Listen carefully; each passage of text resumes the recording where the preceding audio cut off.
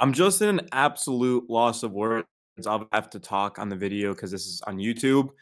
But I mean, just watching the Knicks my entire life, I'm 26 years old. This is the biggest win that I've watched them have in my entire life. I mean, the second straight road win for the first time since 1999. Of course, last year's Knicks had some big wins too, but to go up 3-1 in which they did it is just remarkably impressive. The Knicks should not have won this game. I get they got off to a 14-point lead. The Pistons were atrocious offensively with turnovers and missing threes. But then the Pistons came back, had all the momentum. The Knicks got zero calls. Jalen Brunson got injured. They should not have won this game. And then Brunson comes back and scores 13 points, just refuses to give up, goes to the basket one-on-one, hits a sidestep three. Cat with that turnaround fade in the corner, basically over the backboard, that contested three over a 6'11 guy. And then as well, Mikal Bridges hitting two clutch threes after being 1 of 10 previously. And then, of course, the Knicks get a final stop at the end of the game. Now, Tim Hardaway Jr. was fouled. I should not see a single Pistons or NBA fan on this video. I will, I can promise you. But I shouldn't see anyone say that, oh, well, the Knicks won because of a blown call at the end of the game. In the third quarter, the Knicks got no call. Like the Knicks continuously throughout the series have been hit over and over again and gotten no calls. And that's why the Pistons have actually played us pretty well, is because that's who they are. They're a physical team that plays through contact. And I'll give them credit because they're more physical than the Knicks. So that's going to favor them. But if you're fouled, you're fouled. It doesn't matter if it's the first game of the NBA season or if it's the NBA finals. If you're fouled, you're fouled. Now, I don't want to see Brunson and Cade shoot 20 free throws each. Like, that's just lame. But at the same time, if you're getting hit, like, you have to call that. And for the Knicks, they just haven't gotten those calls.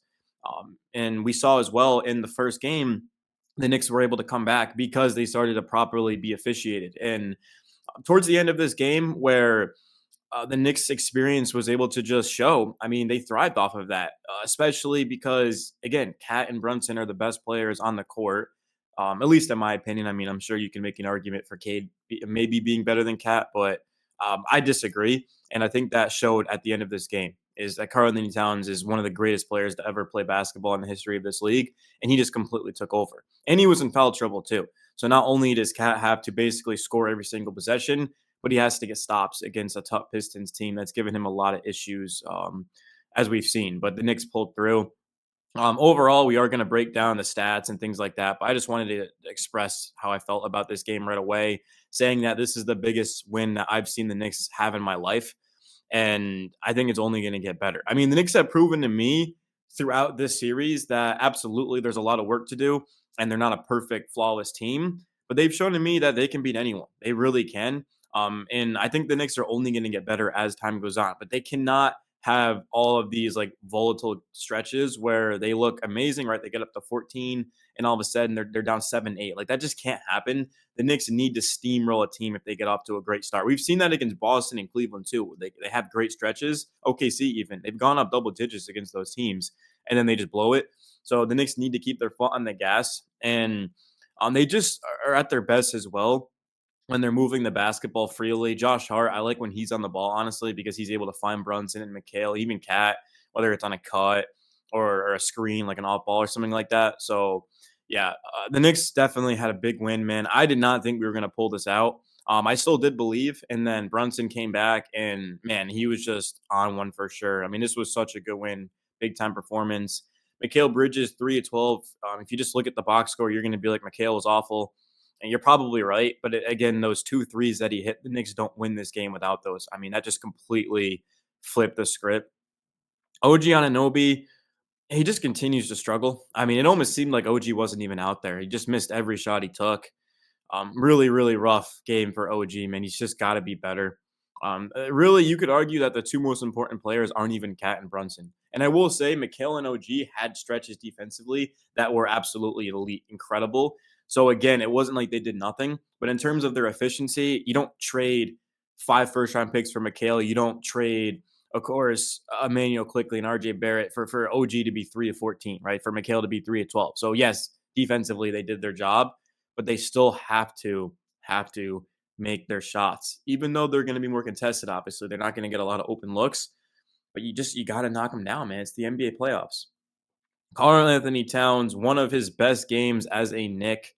given the circumstances, the situation. I mean, 27 points, 9 rebounds for Cat, 10 of 22, 5 of 6 from three. Cat was going out to the perimeter, and the reason for it is obviously he's an elite shooter, but you can't double and send help if Cat's beyond the 3 point line. So Cat would just go back a little bit and just shoot and not miss. So the Knicks need more of that too, because if you want to get the most out of Cat, he needs to be shooting a lot of threes. Like Cat usually does shoot about 4, 5, 6 threes a game, but if he can get up 10, 11 threes, I mean, that's gonna be huge for the Knicks. So I want to see Cat shoot more threes. Now I don't like when he gets like I know I don't want to contradict myself, but I don't like when Cat gets a little bit too trigger happy from the perimeter. I want to see a balance, but I just feel like overall for Cat, he needs to be shooting the ball more and spacing the floor because that's the Knicks' only chance is going to be just running five out. And Josh Hart's already a liability shooting the three, even though tonight was elite. I mean, 3 of 5. Every time they went to a timeout, and of course they like zoomed out, panned out of the camera, and Hart would take the ball and shoot a three and just not even hit the rim. But typically, Hart has not been a good 3 point shooter. So that's why spacing is so important. You also could have Brunson drive 101, and then, okay, Josh Hart's man's going to leave him open. Well, Hart's just going to cut baseline, bounce past Brunson, and then a layup, right? Or a dunk. So the Tibbs is going to look at the film and he's going to make hopefully adjustments. I mean, Tibbs and adjustments in the same sentence just doesn't sound right. But this is a huge opportunity for the Knicks this season. I mean, they legit can win it all. As long as they just continue to get better. And you're lying to yourselves if you guys think that this series isn't going to help the Knicks against the Celtics next round. You're just kidding yourself, man. I think all of this is going to give the Knicks a lot of confidence against Boston. Now, obviously, a way better team, but Detroit is a tough matchup for the Knicks because of their size, physicality, and speed. And we've seen that. I mean, these games have all been competitive. Josh Hart, 14 points, 10 rebounds, 5 assists, 4 steals. Man, I mean, I'm not going to say I called out Hart, but I did say that I like to see more Mitchell Robinson over Josh Hart. And I mean, that was definitely a bad take on my end. I'll be honest with you guys. I mean, Mitchell Robinson was 0-4 from the free throw line. So he's a liability because you're just basically giving away points at that point every time he's there. Teams are just going to foul him. But Josh Hart, I mean, this was really one of the best games he's had of his career. Like, I'll even go as far as saying that just with his defense and coming away with things that don't even show up in the box score, like knocking it off of Duran's legs, off of a Brunson miss late in this game. And then, of course, down the stretch, having a key defensive stop. I mean, Josh Hart, this was just really an all time great Knicks performance in the playoffs. Like, I'll be completely honest. I'm not saying it's obviously the best Knicks performance, but just given what had sort of transpired throughout the last 45 minutes of this game, and then Josh Hart just the last three to be able to go out there and to get it done. He just does not need to touch the basketball to make an impact. And remember, the Knicks gave up what was it, uh, a first round pick for him and Cam Reddish. That pick ended up being Chris Murray. Chris Murray, I don't know much about him, but I think we can all agree that the Knicks won that trade. I mean, you could probably argue that was maybe even the best trade in Knicks history. I mean, just given the value and what Hart has brought. And it's not even just his on the court, which is the most important, but off the court, Josh Hart is a Knick legend already, and he's been here for 2 years. Mitchell Robinson, I don't think Mitch was bad tonight, but he just looked uncomfortable at the free throw line. Like, I'm not even kidding when I say this. I think you guys would have trusted me more at the free throw line, literally just off of the crowd to be able to shoot free throws better than Mitch Robinson. Like he's got to work on it. And Mitch has been shooting the free throw better, but it was just awful. They were all short off the front rim. Come on, Mitch. I'm such a big Mitchell Robinson guy, and I think he's going to get an opportunity against Boston, but he just needs to step up. Mikhail, OG, and Mitch need to step up, man. Even if you play 9 minutes, Mitch can still be a +9 in those minutes and have 6 rebounds, 2 blocks, a couple of dunks, set good screens, things like that. Campaign was awful, if I'm being honest. He came in his defense, he hasn't been playing, so he's just thrown into a very physical series, like abruptly. But he had that turnover that nearly gave up 2 points at the end of the quarter. He missed a floater, which was a tough shot. But I'm not really going to blame Campaign because, one, he helped. Without him, the Knicks don't win game one. But two, again, he's just thrown out into the fire. So you can't really, like, with a series as physical as this, you can't just be thrown in there like over halfway through the game and expect much. And then Deuce McBride, to be honest with you, I thought McBride played well. He didn't shoot it particularly great. He was 1 of 5 from three, did make 2 free throws.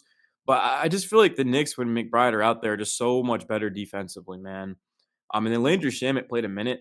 Eh, I guess I wasn't paying enough attention. I don't remember Landry Shamet playing,